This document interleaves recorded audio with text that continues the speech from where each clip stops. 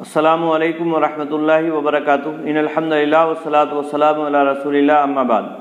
محترم ناظرین کرام اور عزیز طلبہ، کتاب بلوغ المرام کے درس میں آپ کا خیر مقدم ہے۔ باب الحیض چل رہا ہے، اس کی چند احادیث اس سے پہلے آپ کے سامنے رکھی گئیں، چند مزید احادیث آپ کی خدمت میں حاضر ہیں۔ پہلی حدیث حضرت ام عطیہ رضی اللہ تعالی عنہ سے ہے، چنانچہ مؤلف کہتے ہیں وعن ام عطیہ رضی اللہ تعالی عنہ قالت كنا لا نعد القدرة والسفرة بعد الطهور شيئا، رواہ البخاری و ابو داؤد واللفظ له۔ حضرت ام عطیہ مشہور صحابیات میں سے ہیں اور ان کا نام تھا نصیبہ، سین سے نصیبہ، سین اور تصغیر کے ساتھ، نصیبہ بنت کعب، اور یہ بھی کہا گیا ہے کہ یہ نصیبہ بنت الحارث الانصاریہ ہیں۔ کبار صحابیات میں ان کا شمار ہوتا ہے۔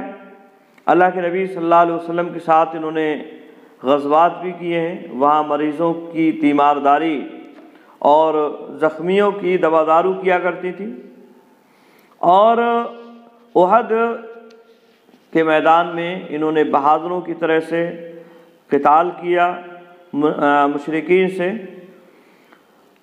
حضرت نبی اکرم صلی اللہ علیہ وسلم کی جو بیٹی ہیں، ان کے جنازے میں، ان کے غسل میں یہ شریک تھیں۔ بڑی عالمہ فاضلہ صحابیات میں ان کا شمار ہوتا ہے، اور صحابہ اور اسی طرح سے تابعین کی ایک بڑی جماعت نے ان سے علم حاصل کیا ہے۔ میت کو غسل دینے کے سلسلے میں ان کی جو روایت ہے وہ اصل مانی جاتی ہے، تو بڑے فضائل ہیں ان کے۔ حضرت ام عطیہ رضی اللہ تعالی عنہا کے بصریین میں ان کا شمار ہوتا ہے، یعنی بصرہ میں جا کے رہنے لگی تھی تو بصریین میں ان کا شمار ہوتا ہے۔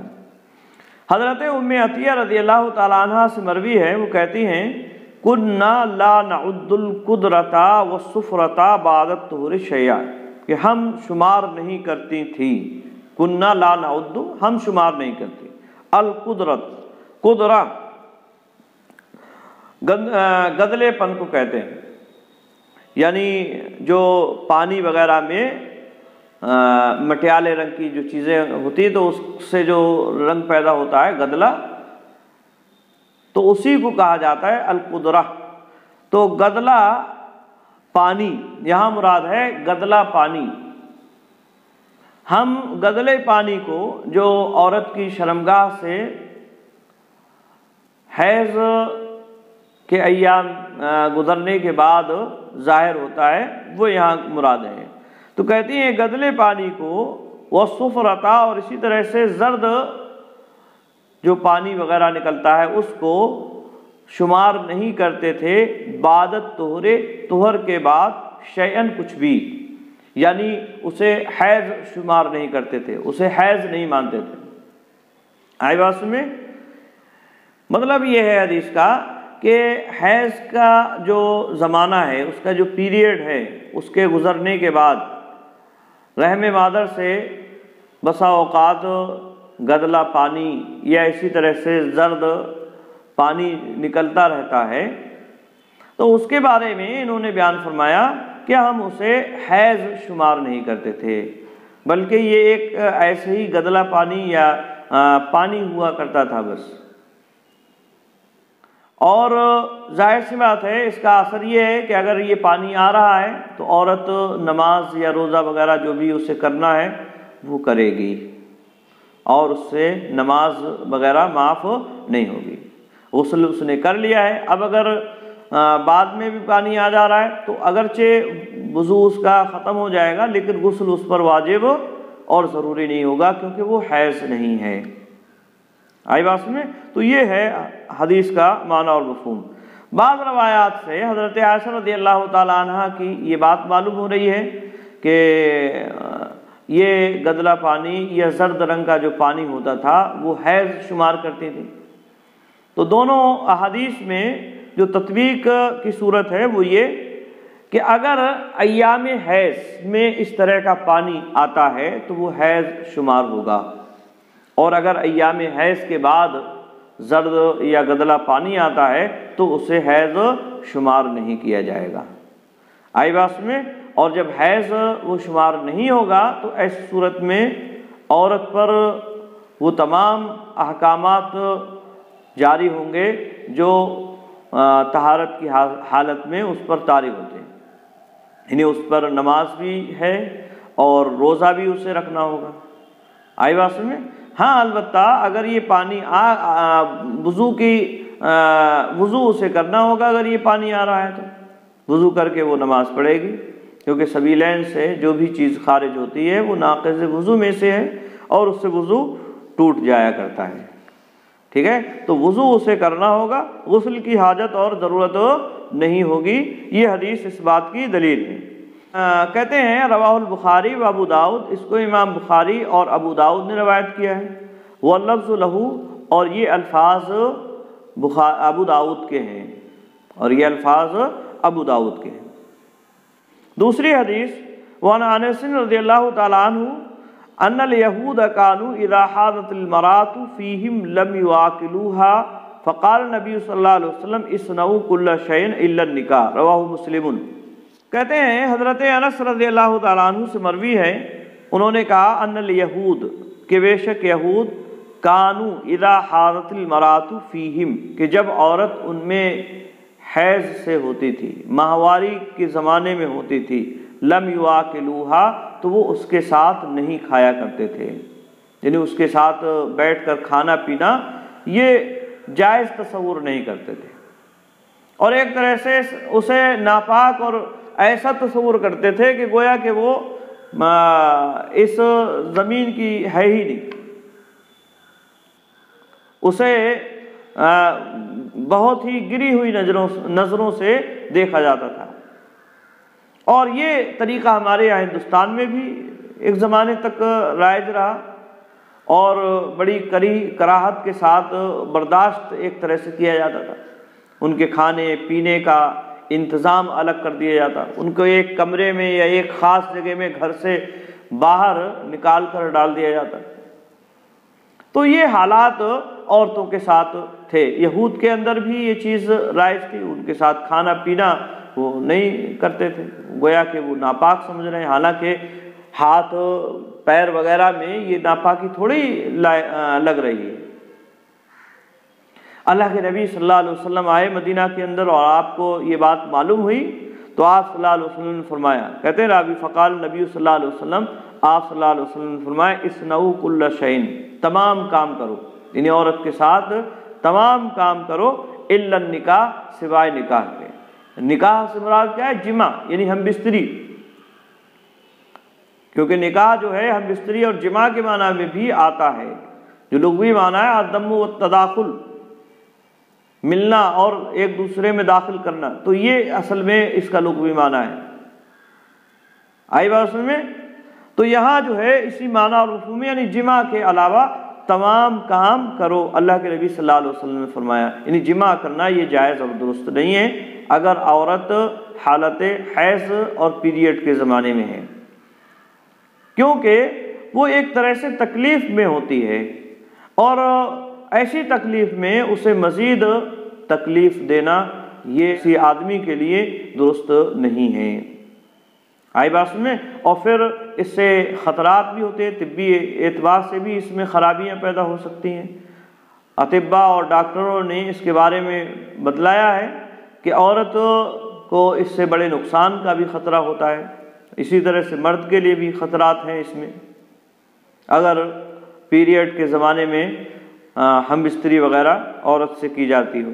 تو شریعت نے جو ایک غلط کام تھا جس سے عورت کے لیے یا مرد دونوں کے لیے خطرہ ہے، اس کو منع فرمایا، باقی اور اس کے ساتھ رہنا سہنا یا اسی طرح سے اس کے ساتھ کھانا پینا اس کی اجازت دی۔ پریشانی میں ہے وہ اس بات کی مستحق ہے ایسے حال میں کہ اس کے ساتھ نرمی کا معاملہ کیا جائے، اس سے اچھائی کا برتاؤ کیا جائے، نہ کہ اسے گھر سے باہر نکال کر دوسری جگہ پھینک دیا جائے۔ آئی بات میں؟ تو یہ غیروں کے ہاں یہ طریقہ تھا، لیکن اللہ کے نبی صلی اللہ علیہ وسلم نے مسلمانوں کو یہ حکم دیا کہ ہم بستری کے علاوہ تمام کام کیے جا سکتے ہیں۔ تو یہ حدیث اس بات کی دلیل ہے، اس کو امام مسلم نے روایت کیا ہے۔ اسی طرح سے ایک اور حدیث ہے، وعن عائشہ رضی اللہ تعالی عنہ قالت کان رسول اللہ صلی اللہ علیہ وسلم یأمرنی فأتدر فیباشرنی وانا حائض، متفق علیہ۔ حضرت عائشہ رضی اللہ تعالی عنہ سے مروی ہے، وہ کہتے ہیں کہ رسول اللہ صلی اللہ علیہ وسلم مجھے حکم دیتے، یأمرنی مجھے حکم دیتے اللہ کے نبی صلی اللہ علیہ وسلم، فأتدر تو میں تہمت باندھ لیتی تھی، فیباشرنی وانا حائض پس آپ صلی اللہ علیہ وسلم مجھ سے مباشرت کرتے حالانکہ میں حیض کی حالت میں ہوتی تھی۔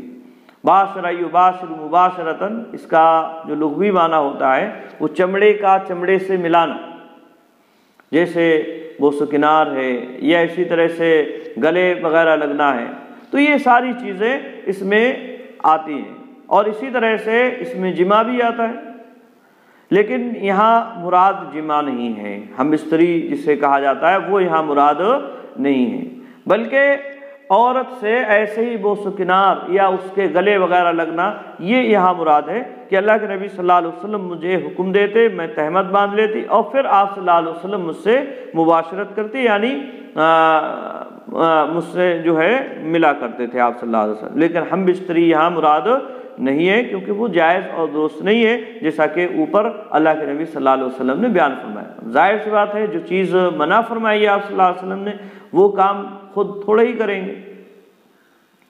اور پھر یہاں جو ہے تہمت باندھنے کا حکم دیا جا رہا ہے، یعنی حضرت عائشہ رضی اللہ تعالی عنہ جو ہے تہمت باندھ لیا کرتی تھی، آئی بات میں، تو یہ بھی اس بات کی دلیل ہے کہ یہاں مباشرت سے مراد جماع نہیں ہے، بلکہ یہاں وہی لغوی معنی مباشرت کا ہے جو عام طور سے سمجھا جاتا ہے، آئی بات میں۔ اس کو امام بخاری امام مسلم نے روایت کیا ہے۔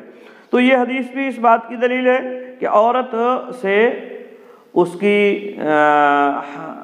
حیض کے ایام میں، اس کے حیض کے ایام میں جماع کے علاوہ دوسرے کاموں کے ذریعے سے استفادہ کیا جا سکتا ہے، یہ حدیث اس بات کی دلیل ہے۔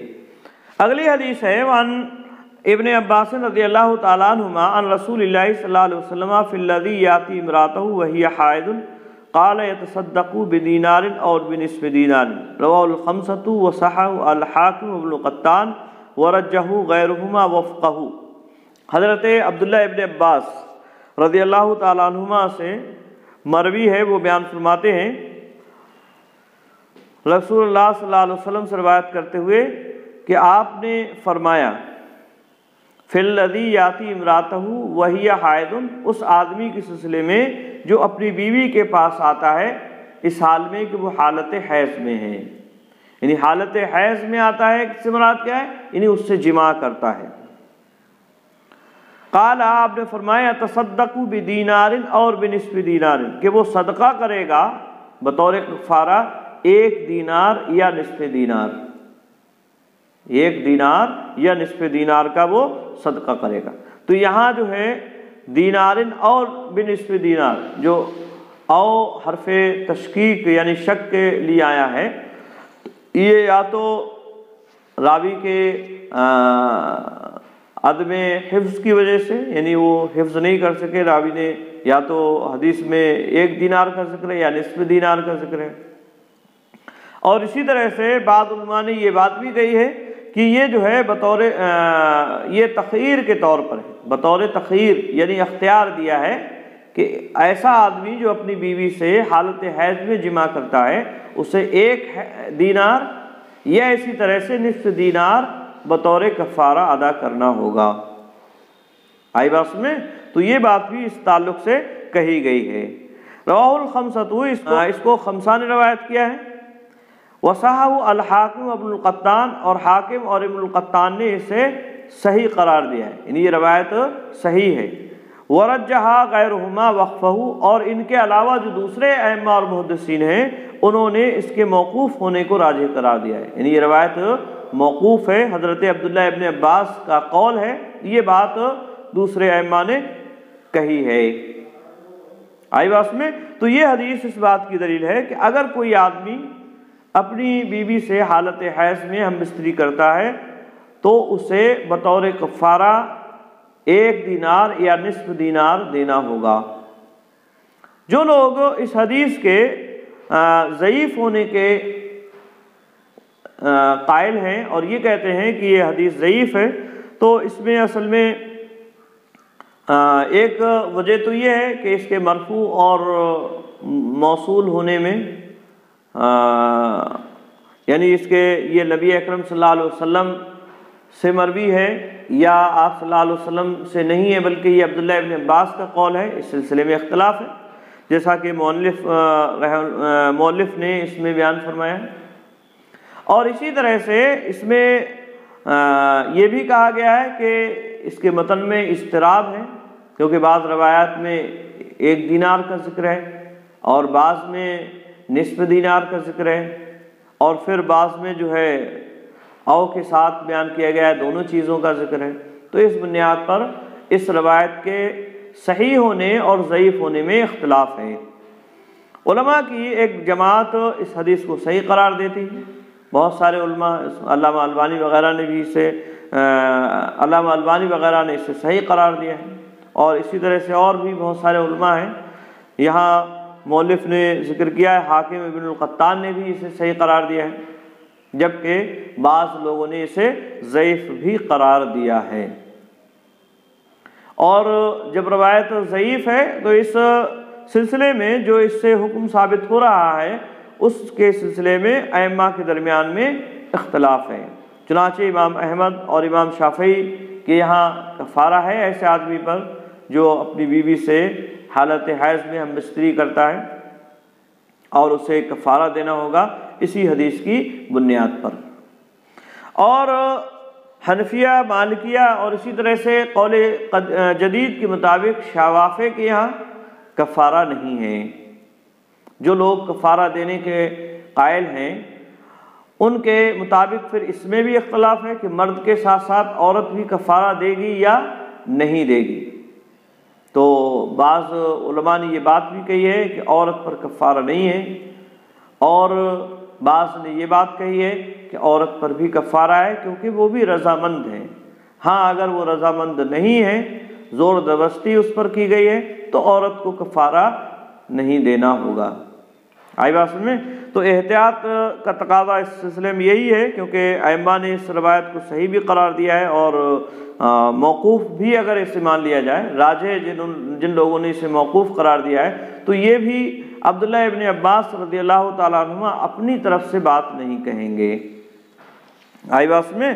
تو اس اعتبار سے یہ جو ہے کفارہ دینا یہ راجح ہوگا، لیکن یاد رہے یہ حکم وجوب کے لیے نہیں ہے، یہ حکم جو ہے مستحب ہے، مندوب ہے۔ ایسا اگر کوئی کرتا ہے تو وہ کفارے کے ذریعے سے اس گناہ سے اپنے آپ کو بچا سکتا ہے۔ آئی بات میں؟ تو یہ حدیث اس بات کی دلیل ہے۔ اسی طرح سے آگے حدیث ہے، وَنَبِي سعید الخدری رضی اللہ تعالیٰ عنہ قال قال رسول اللہ صلی اللہ علیہ وسلم علیہ اذا حاضت المرأة لم تصلی ولم تصم، متفق علیہ فی حدیث طویل۔ حضرت ابو سعید الخدری رضی اللہ تعالیٰ عنہ سے مروی ہے، وہ بیان فرماتے ہیں کہ اللہ کے رسول صلی اللہ علیہ وسلم نے ارشاد فرمایا، الیس اذا حاضت المرأة لم تصلی ولم تصم، کیا ایسا نہیں ہے کہ جب عورت حیض سے ہوتی ہے تو وہ نماز نہیں پڑھتی اور نہ ہی روزہ رکھتی؟ یہ حمزہ اس میں انکار کے لیے ہے، اور انکار یہ اس بات کو ثابت کرتا ہے، اور انکار جو ہے وہ اس بات کو ثابت کرتا ہے۔ مطلب یہ ہے یعنی یہ ایسا ہے کہ عورت حالت حیض میں روزہ اور نماز نہیں کرتی ہے۔ آئی بات میں؟ اور یہ بات اس سے پہلے بھی بتلایا گیا ہے کہ عورت اگر حالت حیض میں، حیض کے ایام میں وہ چل رہی ہے تو اس پر روزہ ہے اور نہ ہی نماز ہے، وہ نہ روزہ رکھے گی اور نہ ہی نماز، البتہ روزے کی بعد میں اسے قضا کرنا ہوگی، جبکہ نماز کی قضا اس پر نہیں ہے۔ یہ اصل میں آپ صلی اللہ علیہ وسلم نے ایک بات کی تردید کے لیے ایسا بیان فرمایا بات اصل میں یہ تھی کہ بات یہ کہی گئی کہ عورتیں جو ہیں عقل کے اعتبار سے اور دین کے اعتبار سے ناقص ہیں. یہ بات اللہ کے نبی صلی اللہ علیہ وسلم نے ایک مجلس میں بیان فرمائی. اب وہاں صحابیات بھی موجود تھیں تو انہوں نے کہا اے اللہ کے نبی صلی اللہ علیہ وسلم یہ کیسے کہ عورتیں جو ہیں کم عقل اور دین ان کا کم ہے؟ تو آپ نے فرمایا کیا ایسا نہیں ہے کہ عورت جب حیض کے عالم میں ہوتی ہے تو وہ روزہ اور نماز نہیں پڑھتی؟ تو کہا ہاں بالکل ہے. تو آپ نے فرمایا یہی دین کی کمی ہے. اور جو عقل کی کمی ہے تو وہ یہ بیان فرمایا کیا ایک آدمی کے مقابلے میں 2 عورتوں کی گواہی نہیں ہے؟ تو بیان فرمایا ہاں ایسا ہے. تو آپ نے فرمایا یہ عقل کی کمی ہے. آئی بات میں؟ تو یہ ایک لمبی حدیث ہے جس کو امام بخاری امام مسلم نے روایت کیا. اس کا ایک ٹکڑا جو اس باب سے متعلق ہے اس کے یہاں مؤلف رحمہ اللہ نے بیان فرمایا ہے. اور یہ اس بات کی دلیل ہے کہ عورت حالت حیض میں روزہ یا نماز نہیں کرے گی. روزے کی اسے بعد میں قضا کرنا ہوگی جبکہ نماز اس پر معاف ہوگی. اسی طرح سے اگلی حدیث ہے وعن عائشہ رضی اللہ تعالی عنہ قالت لما جئنا صرفا حزت فقال النبی صلی اللہ علیہ وسلم افعلی ما یفعل الحاج غیر ان لا تطوفی بالبیت حتی تطہری. متفق علیہ فی حدیث طویل. حضرت عائشہ رضی اللہ تعالی عنہ سے مروی ہے، وہ بیان فرماتی ہیں لما جئنا صرفا کہ جب ہم صرف آئے یعنی ہم مقام صرف میں آئے. لما جئنا صرفا یعنی جب ہم مقام صرف میں آئے جو کہ مکہ کے قریب میں ایک جگہ ہے. حزت میں حیض سے ہو گئی. حضرت عائشہ کہتی ہیں فقال نبی صلی اللہ علیہ وسلم نبی اکرم صلی اللہ علیہ وسلم نے فرمایا، یعنی اب یہ اصل میں جو آپ صلی اللہ علیہ وسلم نے آخری حج کیا تھا اس کی بات. فقال نبی صلی اللہ علیہ وسلم نبی اکرم صلی اللہ علیہ وسلم نے فرمایا افعلی ما یفعل الحاج، تم کرو وہ تمام کام جو حاجی کرتا ہے. یعنی جو حاجی کرتا ہے وہ تمام کام امور انجام دو.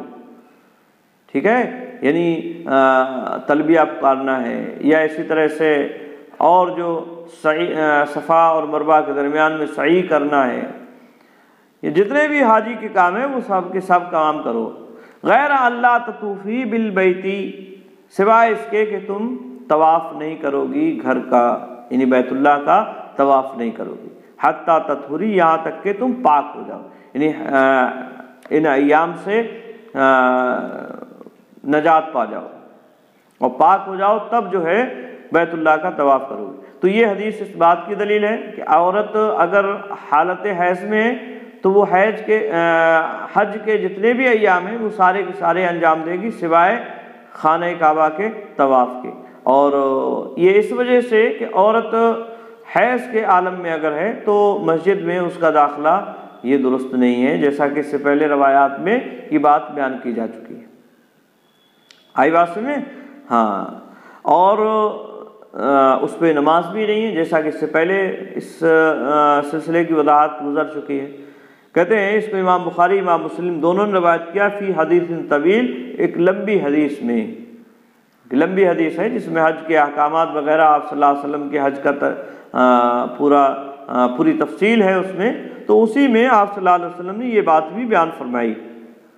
آئی بات میں؟ اسی طرح سے ایک اور حدیث ہے وعن معاذ رضی اللہ تعالی عنہ انہ سأل النبی صلی اللہ علیہ وسلم ما يحل للرجل من امراتی وهي حائض فقال ما فوق الازار. رواہ ابو داود وضعفہ. حضرت معاذ رضی اللہ تعالیٰ عنہ سے مروی ہے، وہ کہتے ہیں کہ انہوں نے نبی صلی اللہ علیہ وسلم سے سوال کیا، پوچھا آپ صلی اللہ علیہ وسلم سے ما یحل للرجل، آدمی کے لیے کیا حلال ہے، من امراته، اس کی عورت سے، اس حال میں کہ وہ حیض کے عالم میں ہے. یعنی حیض کے ایام میں آدمی اپنی بیوی سے کس طرح سے فائدہ اٹھا سکتا ہے یا کس کس چیز کے ذریعے سے فائدہ اٹھا سکتا ہے. فقال، تو آپ صلی اللہ علیہ وسلم نے فرمایا ما فوق الازار، یعنی جو ازار کے اوپر ہے اس سے وہ فائدہ اٹھا سکتا ہے. آئی بات میں؟ یعنی وہ اسے کنار کرنا ہے یا اسی طرح سے گلے لگنا ہے، تو یہ سارے کام اس کے لیے جائز اور درست ہیں. البتہ جمع کرنا یہ اس کے لیے درست نہیں ہوگا۔ اس کو امام ابو داؤد نے روایت کیا ہے وضعفہ، اور امام ابو داؤد نے اسے ضعیف قرار دیا ہے، کیونکہ اس میں ایک راوی بقیہ بن ولید ہیں، یہ ضعیف راوی ہے، اور اسی طرح سے عبد الرحمن بن عائز ہیں، انہوں نے حضرت معاذ رضی اللہ تعالیٰ عنہ سے نہیں سنا ہے۔ عبد الرحمن ابن عائز نے حضرت معاذ رضی اللہ تعالیٰ عنہ سے نہیں سنا۔ اسی طرح سے اس میں ایک اور راوی سعد ابن عبداللہ، یہ بھی ضعیف ہیں۔ تو یہ روایت بہرحال ضعیف ہے، لیکن معنی اور مفہوم کے اعتبار سے اس میں کوئی قباحت نہیں ہے۔ فوق الازار عورت سے حیض کے عالم میں یہ جائز ہے اور اس سے استفادہ کیا جا سکتا ہے۔ جمع کے علاوہ جو بھی امور ہیں وہ عورت سے کیے جائیں گے، باقی جمع کرنا یہ جائز اور درست نہیں ہوگا۔ اس باب کی آخری حدیث ہے، کہتے ہیں مؤلف عن ام سلمہ رضی اللہ تعالی عنہ قالت كانت النفساء تقعد فی عہد النبی صلی اللہ علیہ وسلم بعد نفاسها 40 یوما رواه الخمسة الا النسائی واللفظ لابی داود وفی لفظ له ولم يأمرها النبی صلی اللہ علیہ وسلم بقضاء صلاة النفاس وصححه الحاکم۔ حضرت ام سلمہ رضی اللہ تعالی عنہ سے مروی ہے، وہ کہتی ہیں کانت النفساء، نفساء تقعد فی عہد النبی صلی اللہ علیہ وسلم، نفاس والی عورت، کہتی ہیں حضرت ام سلمہ رضی اللہ تعالی عنہ کہ نفاس والی عورت نبی صلی اللہ علیہ وسلم کے زمانے میں ٹھہرتی تھی، تقعد میں بیٹھتی تھی یا ٹھہرتی تھی، بعد نفاسہا اپنے نفاس کے بعد 40 یومن 40 دن تک، اور 40 دن تک بیٹھتی تھی یعنی نماز یا روزہ وغیرہ نہیں کرتی تھی، یہ معنی ہے اس کا۔ اور نفاس کسے کہتے ہیں؟ نفاس کہتے ہیں ولادت کے بعد جو عورت کی شرمگاہ سے، رحم مادر سے جو خون جاری رہتا ہے اس کو کہتے ہیں نفاس۔ عورت کی شرمگاہ سے جو خون نکلتے ہیں وہ 3 طرح کے ہوتے ہیں، ایک استحاضہ کا خون جو بیماری وغیرہ کی وجہ سے جاری ہوتا ہے، دوسرا حیض کا خون جو عادت کے مطابق ہر مہینہ بالغہ عورت کے رحم سے جاری ہوتا ہے، اور تیسرا نفاس کا خون جو بچے کی ولادت کے بعد عورت کے رحم سے جاری ہوتا ہے۔ تو یہ جو ہے اس کا حکم بھی حیض کا ہی حکم ہے۔ ان ایام میں عورت نماز نہیں پڑھے گی، نہ روزہ رکھے گی، روزے کی البتہ وہ بعد میں قضا کرے گی۔ ایام نفاس کتنے ہیں اس سلسلے میں یاد رہے، یہاں جو حدیث میں بیان فرمایا حضرت ام سلمہ رضی اللہ تعالی عنہ نے، یہ اکثر مدت بیان فرمائی، یعنی 40 دن تک بیٹھتی تھی، تو یہ اکثر مدت ہے نفاس کی، یعنی زیادہ سے زیادہ اتنا دن تک یہ خون آ سکتا ہے، اور کم کی کوئی اس میں وہ نہیں ہے، یعنی کم سے کم کتنا ہو سکتا ہے؟ 2-4 دن بھی ہو سکتا ہے، 1 آدھ ہفتہ بھی ہو سکتا ہے، 2-4 ہفتے بھی ہو سکتا ہے، لیکن زیادہ سے زیادہ یہ 40 دن ہوگا۔ آئی بات میں؟ تو جب تک وہ حالت نفاس میں اس پر نماز نہیں ہے، یہ حدیث اس بات کی دلیل ہے۔ کہتے ہیں مؤلف رواہ الخمسۃ الا النسائی، اس کو خمسہ نے روایت کیا ہے سوائے نسائی کے، واللفظ لابی داؤد، اور یہ الفاظ ابو داؤد کے ہیں، یعنی یہ الفاظ جو ہیں یہ ابو داؤد کے ہیں۔ وفی لفظ لہو، اور ابو داؤد ہی کی ایک دوسری روایت میں ہے ولم یأمرها النبی صلی اللہ علیہ وسلم بقضاء صلاۃ النفاس، کہ اللہ کے نبی صلی اللہ علیہ وسلم نے انہیں حکم نہیں دیا۔ لم یأمرها مطلب وہ عورت جو نفاس کے عالم میں ہوتی ہے، ٹھیک ہے، تو آپ صلی اللہ علیہ وسلم نے انہیں حکم نہیں دیا بقضاء صلاۃ النفاس، نفاس کی نماز کے قضا کا، یعنی نفاس کی نماز بعد میں پڑھی جائے، اس کا حکم نبی اکرم صلی اللہ علیہ وسلم نے نہیں دیا۔ تو نفاس کی نماز بھی نہیں پڑھی جائے گی، جیسے کہ حالت حیض کی نماز نہیں پڑھی جاتی ہے۔ آئی بات میں؟ کہتے ہیں وہ صحاح الحاکم، اس کو امام حاکم نے صحیح قرار دیا ہے، تو یہ روایت صحیح ہے۔ تو یہ جو ہے حدیث اس بات کی دلیل ہے کہ حالت نفاس میں عورت پر نماز نہیں ہے اور روزہ بھی اس پر نہیں ہوگا، لیکن روزے کی بعد میں وہ قضا کرے گی، نماز اس کے لیے معاف ہوگی۔ آئی بات سمجھ؟ تو یہ باب آج باب الحیض یہاں ختم ہوتا ہے، اور اسی طرح سے کتاب الطہارہ بھی ختم ہوتی ہے۔ اللہ رب العالمین کا بڑا احسان اور فضل ہے کہ آج ہمارا یہ کتاب الطہارہ جو ہے ختم ہوئی۔ آج کے لیے بس اتنا ہی۔ السلام علیکم ورحمۃ اللہ وبرکاتہ۔